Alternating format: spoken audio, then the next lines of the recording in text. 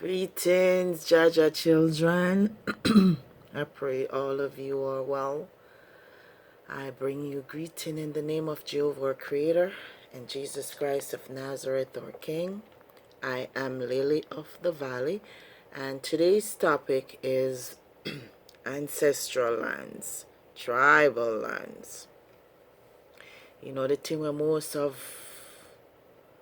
the people of our country die for, get injured for, it goes way back. You remember when Jesus came and the brothers were still fighting over who should get what, who should walk where? We still have that problem to this day. So I'm going to talk about easements today, tribal lands, rights of way, inheritance, survivorship, wills, tests, estates. Some of us, okay, let me start at the beginning. Maroons are descended from the children of Israel in the Bible. You know, Abraham, Isaac, Jacob, also called Israel. So we have to deal with a lot of estates, a lot of inheritance, a lot of fighting, a lot of trust, a lot of wills, a lot of problems.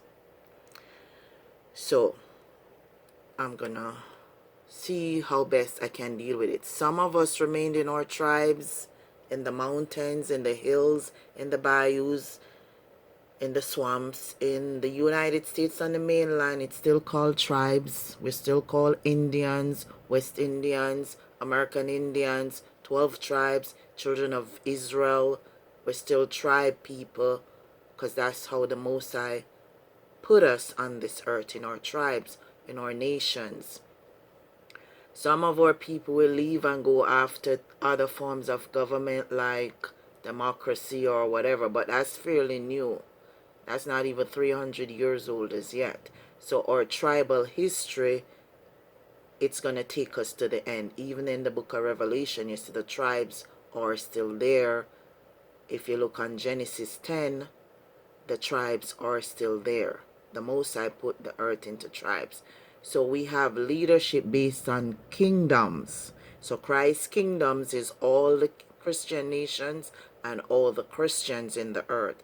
The 12 tribes of the children of Israel are all the bloodline children of Israel, plus Ephraim and Manasseh, because our forefather Israel also took the two sons from Joseph as his children.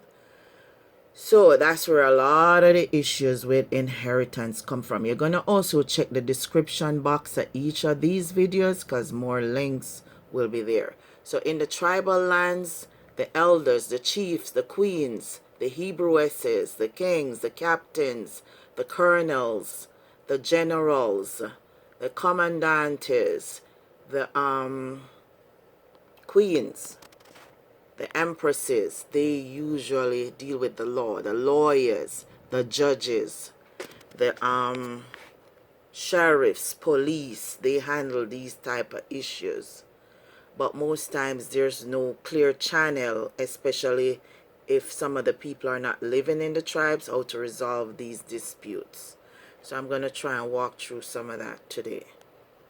So this is our book of laws. So the Most High Jehovah, he made the heavens, the earth, the land, the sea, everything in the earth, and all the peoples belong to him.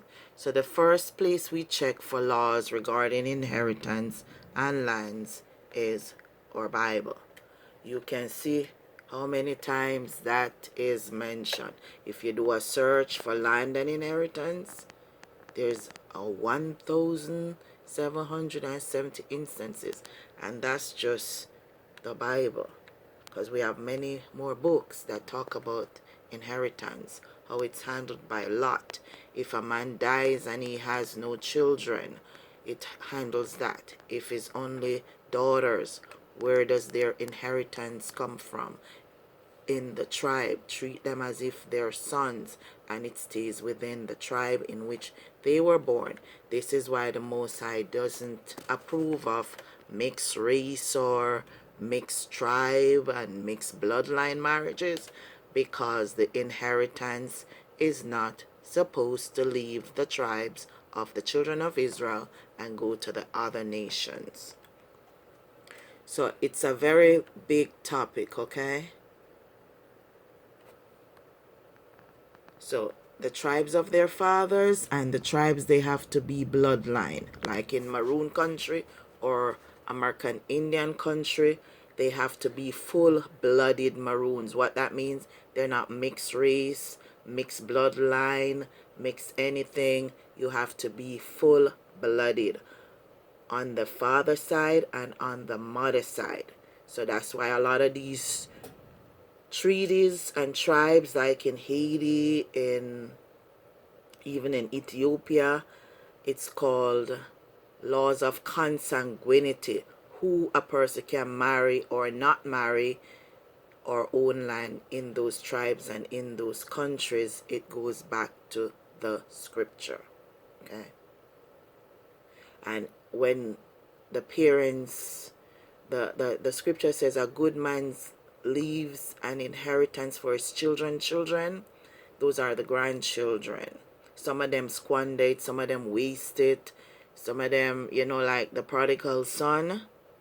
Read that story as well. So it's such a vast topic. You can link to this. So to get the online version where you can search all the scriptures on inheritance and land, is kingjamesbibleonline.org. This is the 1611 edition, which is the authorized version of the Bible. Hold on. So those like up in the Blue Mountains, Nannytown, Accompong, all Maroon country, Scotsall, all those elders can deal with land issues for our tribes. Newcastle area, all of that area is the Windward Maroon. Some are in St. Thomas, some are in St. Andrew. So if you have a problem with your neighbor with the land, talk to your neighbor. See if you all can come to some type of agreement. Outside of the tribes, it's National Land Agency or NLA.gov.jm. They do the easements. So a lot of the problems come in when somebody dies. That's when all the fighting starts. All the bad blood. Sometimes not even when they die. Sometimes you have one person who pay all the taxes for the years, or have the leadership for the years. Then you have the fighting. Then you have the development of the land. You have some people taking portions that don't belong to them, squatting. You have years of use in terms of some types of right of way or walkway. You know those dirt tracks that you see? Some of that has to give to the tribe or to the people who have used it for years. Like one person can't just come and say, hey, it's my land, you can't walk here anymore. You have to know what was the history of how the walkway came about, and if everybody was benefiting from that walkway or that easement for years. Some type of a resolution has to come so it doesn't start bringing bad blood. So easements, it says an easement is a right granted by an owner of land, servient, tenement, to the owner of a parcel of land for the benefit of the land dominant tenement to enter and use the land for a non-exclusive purpose. Example, a right of way by the owner of a dominant tenement over the servient tenement. Many of us, we grew up in a what was called tenement yard. Like when we leave out of the tribal areas, going to the city, most of those houses were tenement. We had the common standpipe, we had the common river, the common well, the common spring, the common, a whole lot of common things. So you have to go back and look at the history of some of those things, how they were for the whole tribe or the whole community. So one person can't just come now and say, hey, this spring is mine. Me go cut off the spring for do my little Airbnb or my little this or my little that, and everybody downstream not get no water. It's things like that we see happening now It's walkway issues, it's inheritance issues, who don't know how long things go, and nobody wants to go and gather around and present their sides of the story, presents their receipts as to how they do the upkeep or the this. Is like a whole bunch of badmanship, and that's not how the Most High say things are to be done. Things are to be done decently and in order. Okay? So, a dominant tenement is lands for the benefit of which an easement exists. A servient tenement is lands which are subject to the burden of an easement existing for another parcel of land. A dominant tenement and servient tenement should not be owned by the same person. That is, there must be separate ownership. If two parcels of land are owned by the same person, then an easement cannot be granted over his or her own lands. However, where a person owns separate parcels of land in two capacity, example, in capacity as executor and the other as beneficial owner, an easement may be granted as tenements are not owned by the same person with the same rights. So we need a lot of attorneys now in this day and age where people are losing their lands because of the quote-unquote ONEWORLD A lot of the lands, especially ancestral lands, maroon lands, tribal lands, lands of the children of Israel, including JERUSALEM. You have people coming in and grabbing that. In Haiti, same thing, Caribbean, all throughout the Americas, throughout Africa, Asia, the Pacific. Our lands are under siege, not just from family members, which it used to be, but from external forces as well. So we need a whole lot of Heirs property lawyers, a whole lot of land lawyers, tribal chiefs, ministers of the gospel, the captains, the chiefs, the priests, the elders, the kings, the queens, to start studying these issues and to protect these lands. Okay, so examples of an easement: right of way for pedestrians or motor vehicles, right to take water from a well or spring, right of light, right of air, example along a defined channel, right to maintain and service utilities, rights of support of land, use of a letterbox, lavatory or kitchen, etc. Some of these things are examples of easement.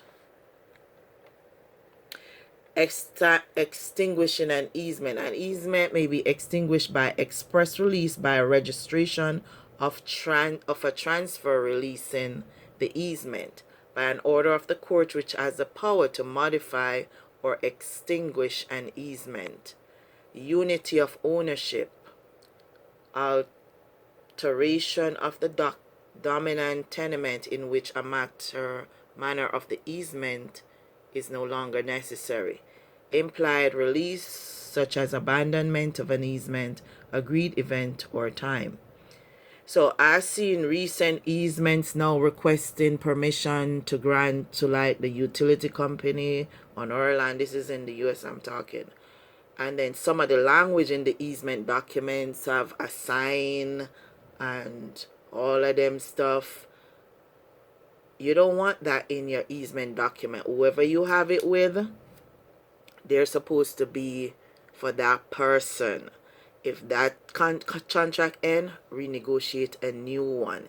Except some places where it's already tribal and it's established for thousands of years, these new easement documents, be very careful of the wording, because in the mortgage fraud that happened in the United States, where a lot of black people or Negroes or Negresses who are also children of Israel lost their lands, it was a whole bunch of fraudulent documents attached to those that were not disclosed, and the Most High says those things are dishonest.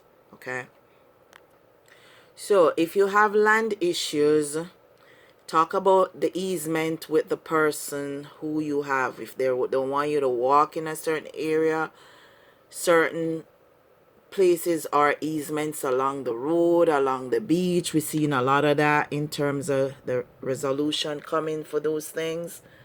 And also there's dispute resolution areas in Jamaica. So it's got the commission. No, I think it's alternative dispute resolutions. No, we call a lot of these dead left problems or inheritance problems, but they're dispute resolutions. So the Dispute Resolution Foundation through the Ministry of Justice, www.disputeresolutionfoundation.com. If you have any problems living with your neighbor, criminals problems, land problems, in addition to the tribes, the leaders of the tribes. Okay, so that's where you can go to get help. More links to these are gonna be done. You have the notaries and the justice of the peace as well. Go and talk to them, and we can help with these problems before anybody get injured or sick or dead. With that, I say shalom.